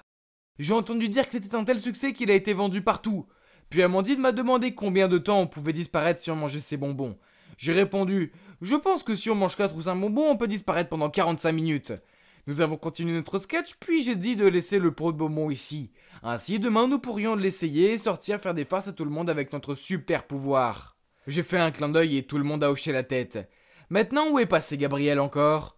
J'ai demandé et tout le monde a hoché la tête. J'ai encore attrapé une pomme et je l'ai fait tomber par terre. Puis j'ai immédiatement regardé sur la table pour la chercher tout en faisant semblant de ne pas voir Gabriel. Il avait l'air absolument stupéfait, essayant de ne pas faire de bruit. Maintenant que Gabriel pensait qu'il était invisible, il est sorti en rampant et a fait toutes sortes de choses amusantes devant nous. Danser, secouer ses fesses et faire la roue à travers la pièce. C'est si difficile de garder un visage neutre et d'ignorer son existence. Puis à 18h, Gabriel a quitté la maison avec un sac à dos. Mais comme il se croyait invisible, il est passé devant nous sans hésiter. Il n'a pas oublié de me tirer la langue avant de partir. Hein, quel idiot! Nous l'avons suivi et devinez quoi, il est allé dans la maison abandonnée. Nous nous sommes cachés derrière un arbre pour regarder et soudain la porte s'est ouverte en grinçant. J'étais un peu effrayé alors je me suis accroché au bras d'Amandine. Quelqu'un a couru vers lui. Une petite fille. Oh non, c'était un fantôme ?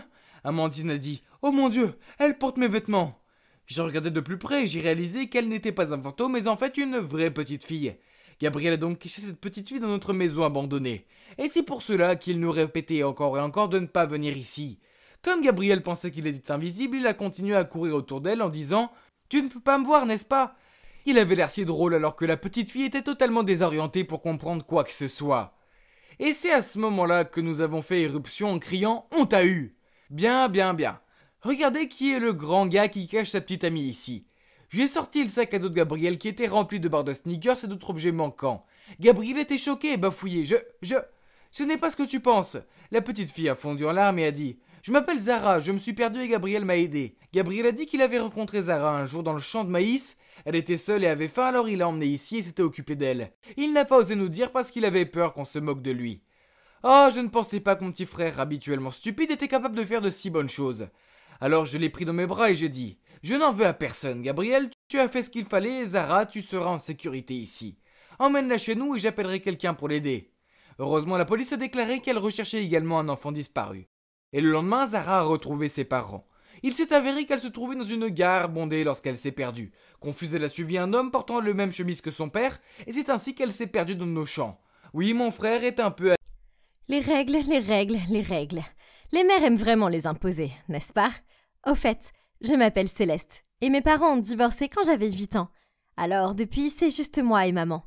Maman a établi un tas de règles ennuyeuses pour moi, mais je déteste les suivre. J'ai 18 ans, et je devrais m'amuser, non ? Pour moi, les règles sont faites pour être brisées de toute façon. Et croyez-moi, je les ai brisées. Seulement, cela a chamboulé toute ma vie. Un jour, j'avais un examen de maths important. Mais je déteste les maths. Alors, au lieu de ça, j'ai séché l'école et je suis allée au cinéma avec mes amis. Pour information, le dernier film Avengers venait juste de sortir. et il était hors de question que je le rate et que je me fasse critiquer. Peut-être que ma mère m'aurait donné une punition pour quelques semaines, mais ce n'est pas trop grave, pas vrai? En arrivant à la maison, j'ai trouvé ma mère qui m'attendait. Elle m'a regardée et elle a dit « Céleste, j'ai reçu un appel intéressant de l'école. Il s'avère que tu n'y étais pas de toute la journée. Alors, où étais-tu? » Oh non, grillée. J'ai juste haussé les épaules et répondu « Dehors. C'est à cause de tes amis. Ils ont une mauvaise influence sur toi. » Je me suis dirigée vers ma chambre. « Céleste, reviens ici et parlons », a-t-elle crié après moi. Mais je l'ai ignorée. Puis elle a crié « Je ne peux plus te supporter. Toi et ton attitude de gamine. Tu vas aller vivre avec ton père. » Quoi? Elle me mettait à la porte? Waouh! Je ne m'attendais pas à ce qu'elle fasse ça. Peu importe. J'en avais marre de me faire engueuler tout le temps. Papa serait peut-être plus compréhensif. Je n'avais pas beaucoup vu papa. En fait, la dernière fois c'était... je crois que c'était lors de mon 16e anniversaire. C'était un homme occupé, puisqu'il est le directeur de cette école de garçons prétentieux. Maman ne plaisantait pas, et elle l'a appelé le soir même, et il est venu et il a chargé mes affaires dans le coffre de sa voiture.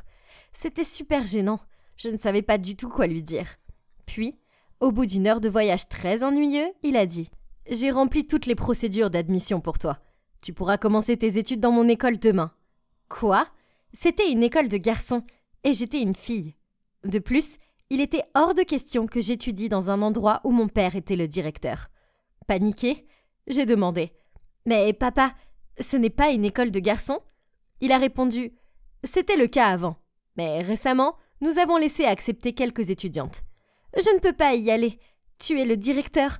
Ce serait si embarrassant. » Pas question. J'irai dans une autre école.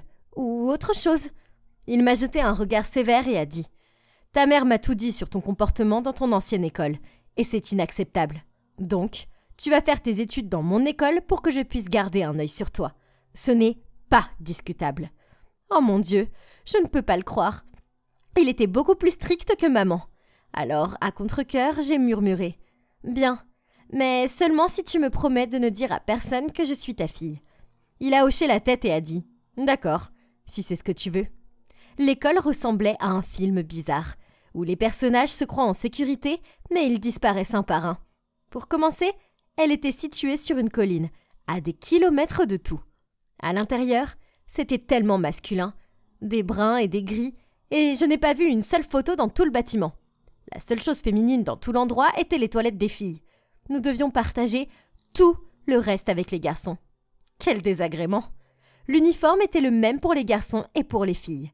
Une chemise trop grande, un pantalon large et ces chaussures plates dégoûtantes. Berk! Pendant l'éducation physique, les filles étaient obligées de faire les mêmes exercices que les garçons. Des développés couchés, des pompes et jouer au football, mais pas ce que je qualifie de fun. Et il n'y avait même pas d'équipe de pom-pom girl. Puis il y avait toutes ces règles stupides pour les filles, comme seuls les uniformes sont autorisés à l'école. Pas de jupe, pas de robe, même pas de jean. Boutonnez le haut de votre chemise, attachez vos cheveux en un affreux chignon, ne pas flirter avec les garçons. Yep, c'était réellement une règle. Vous vous rendez compte? Je ne savais pas si c'était un lycée ou une prison. Je pensais que c'était inquiétant, mais je me suis vite rendu compte que cette école a un gros problème. C'est peut-être parce que cette école était à l'origine réservée aux garçons. Mais cet endroit n'appréciait pas du tout les filles. Une fois, dans un cours d'histoire, le professeur nous a demandé en quelle année Abraham Lincoln était devenu président. Facile, mais avant même que je puisse lever la main, elle a continué. Cette question semble trop difficile pour les filles. Alors, est-ce que l'un des garçons connaît la réponse? Quoi? Comment a-t-elle pu dire ça? C'est quoi cette attitude machiste? Cela m'a mis de mauvaise humeur. Alors, pendant le dîner, j'ai décidé d'en parler à papa. Il devait savoir à quel point son école était ridicule. Alors, je lui ai dit combien je détestais ces règles stupides et combien ses professeurs étaient sexistes. Il m'a lancé un regard noir et m'a dit qu'il n'y avait pas assez de filles dans l'école pour justifier un uniforme séparé. De plus, si les filles s'habillaient différemment, cela ne ferait que distraire les garçons. Quant aux profs d'histoire, c'était juste parce que les garçons ont souvent de plus grandes connaissances que les filles en la matière. Alors peut-être qu'elle ne voulait pas embarrasser les filles au cas où elles ne pourraient pas donner la bonne réponse. Quel genre d'argument était-ce? Ce n'était pas le bon vieux temps. Ces vieilles personnes devaient s'adapter à la décennie. Ok, Très bien. Je vais prouver à toute l'école et à tous les professeurs qu'il n'y avait pas que des garçons ici. Le lendemain, j'ai rassemblé toutes les filles de ma classe. En fait, il n'y en avait que 2, Laura et Diane. Et nous nous sommes retrouvés dans le seul endroit réservé aux filles, les toilettes des filles. Puis je leur ai dit « Hey les filles, bienvenue dans notre club, la poupée. Je pense qu'il est temps que nous nous battions pour nos droits et notre présence dans cette école. Les filles comptent aussi, non ?» Au début, elles semblaient toutes les 2 un peu inquiètes. Je comprends, elles ne voulaient pas avoir d'ennui. Alors j'ai rapidement réussi à les convaincre que ce serait bien, amusant même. Alors, elles ont accepté. Tout d'abord, il était temps de faire quelque chose à propos de cet horrible uniforme. Nous avons attaché nos chemises pour montrer nos tailles. Et j'ai demandé aux autres de se maquiller subtilement pour que notre peau ait l'air d'avoir un éclat naturel. Puis, nous avons toutes mis des accessoires de cheveux à paillettes et des chouchous colorés dans nos cheveux pour donner un peu de peps à nos coiffures. Diane a regardé dans le miroir et a dit « Ok, peut-être que notre uniforme n'est pas si mal. » Et nous avons toutes éclaté de rire. Maintenant, il était temps de faire une entrée. Nous avons toutes marché dans le couloir ensemble. Tous les garçons et les filles se sont retournés pour nous regarder avec des yeux admiratifs et la bouche ouverte. Un autre garçon a même laissé tomber sa pile de livres sur le sol, et un autre est rentré dans son casier. Ah! Le charme des filles était absolument irrésistible, n'est-ce pas? Bientôt, nous sommes devenus un groupe populaire dans l'école. Les garçons voulaient nous parler, et les filles des autres classes se sont également jointes à notre groupe. Et je leur ai montré comment styliser leurs uniformes. C'est génial, non? Ouais, il y a un problème. Les professeurs étaient des vieux schnocks qui n'apprécient pas le style. Un jour, avant le cours, un professeur s'est approché de moi et de mes amis et nous a accusés de ruiner la dignité de l'uniforme et d'exercer une influence négative sur les autres élèves. Alors, nous lui avons dit « Nous ne violons aucune des précieuses règles de l'école. Nous portons l'uniforme, nous gardons notre bouton supérieur fermé et nous avons la coiffure réglementaire. » S'habiller est une qualité des filles d'ailleurs. Si les garçons sont distraits, c'est de leur faute, pas de la nôtre. Donc, tu ne peux pas nous en vouloir pour ça. Après cela, j'ai semblé devenir une épine dans le pied de tous les professeurs. Dans chaque matière, on me demandait toujours de répondre à la question la plus difficile.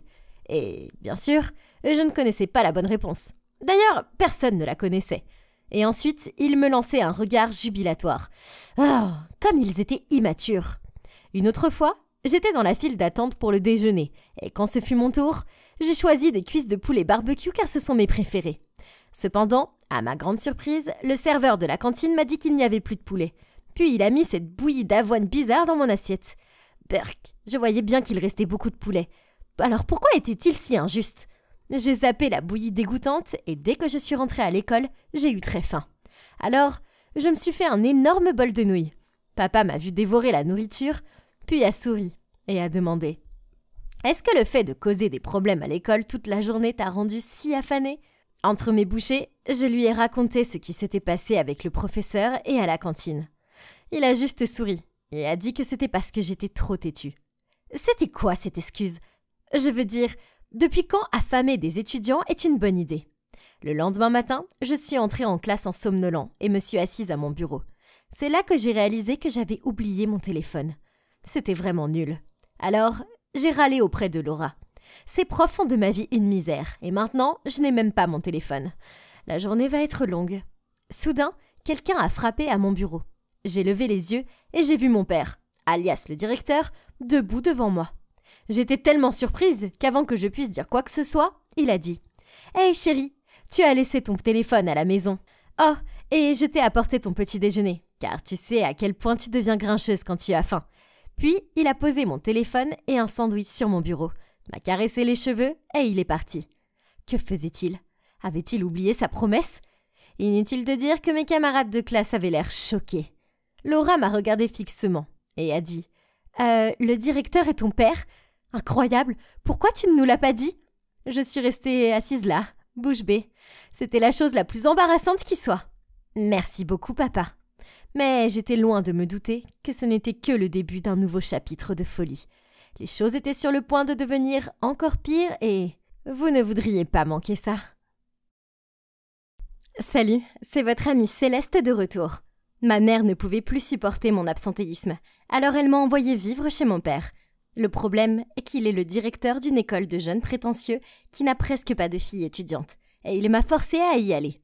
L'école avait besoin de s'adapter à son temps et d'être plus ouverte aux filles. Alors, j'ai créé un club réservé aux filles, appelé La Poupée, pour nous faire entendre. Tout allait bien, mais papa a laissé échapper la nouvelle que j'étais sa fille. Dès les premières vacances, tout le monde à l'école savait qui j'étais.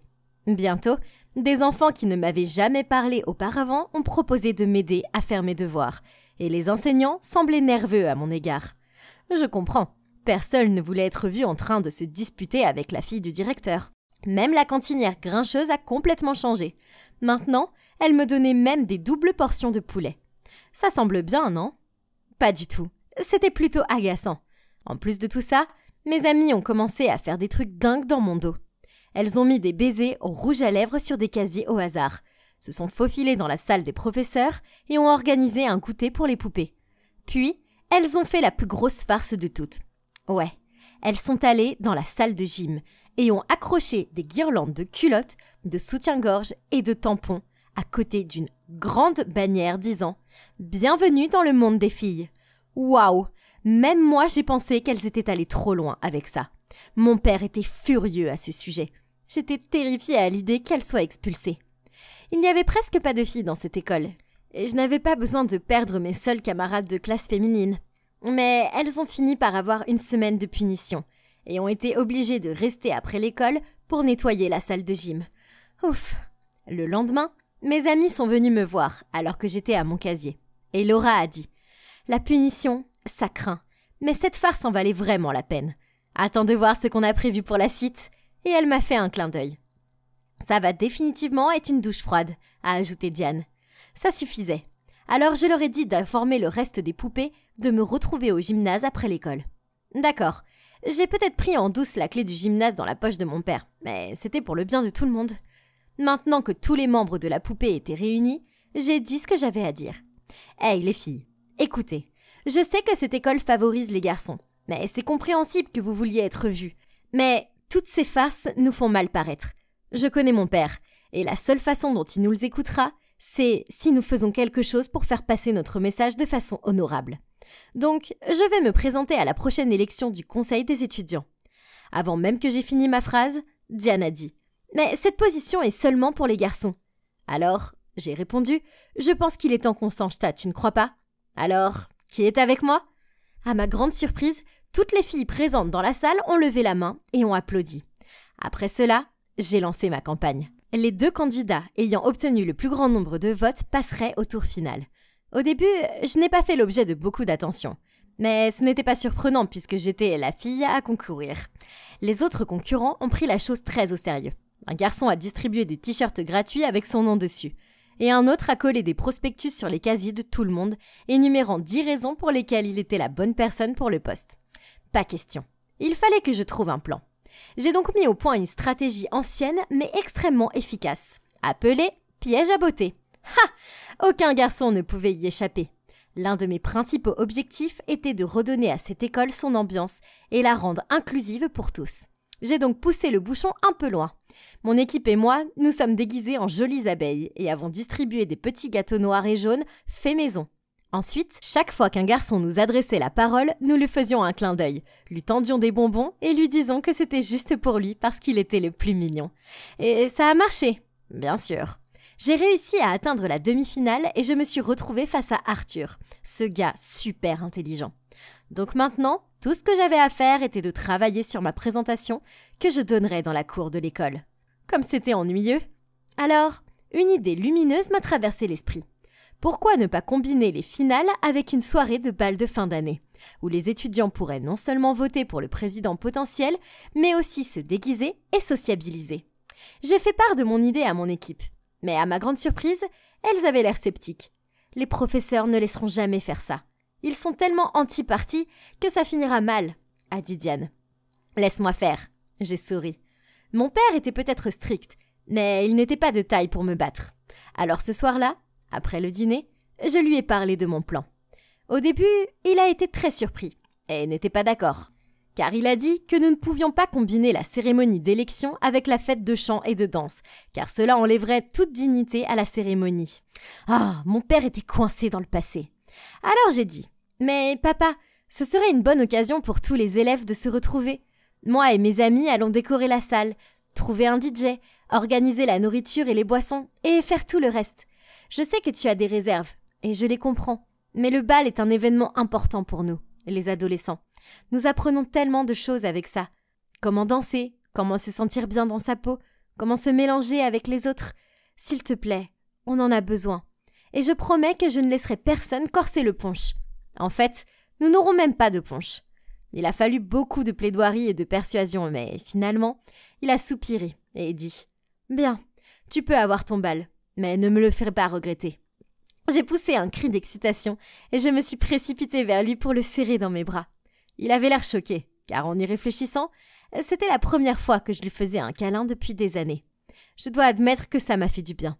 J'ai immédiatement envoyé un message au groupe pour leur annoncer la bonne nouvelle.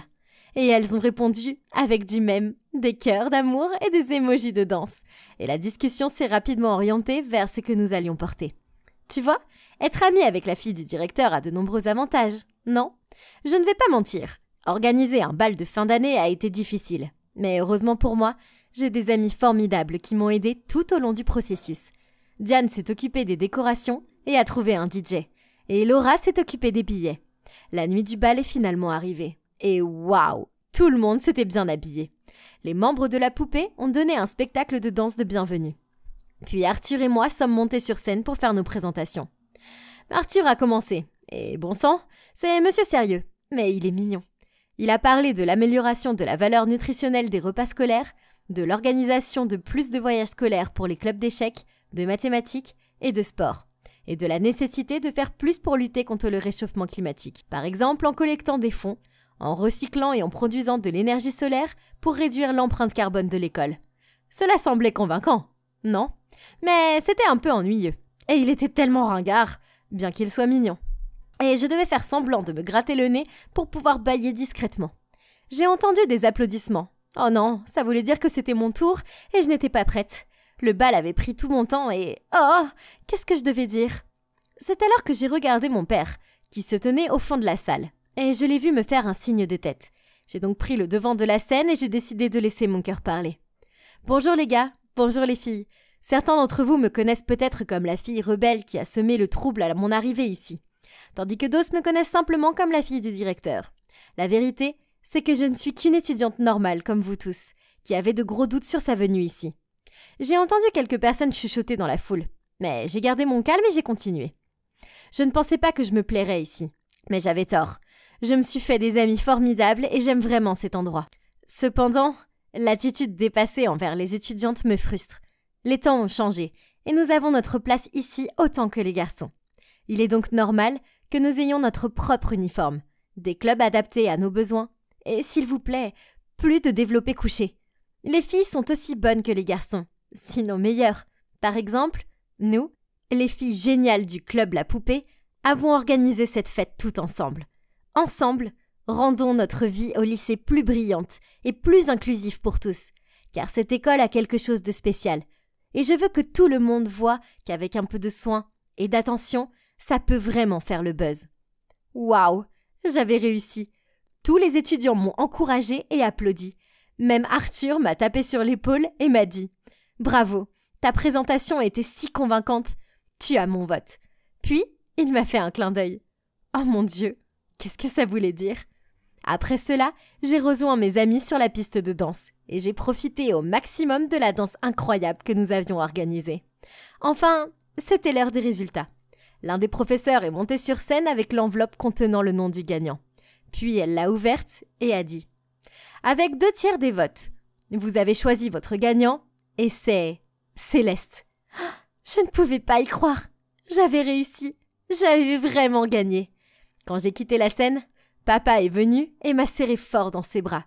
Puis il a dit « Chérie, je suis vraiment fière de toi. » Et voilà, maintenant je suis présidente du conseil des élèves et, comme je l'ai promis dans ma présentation, j'ai fait de cette école un lieu inclusif pour tous.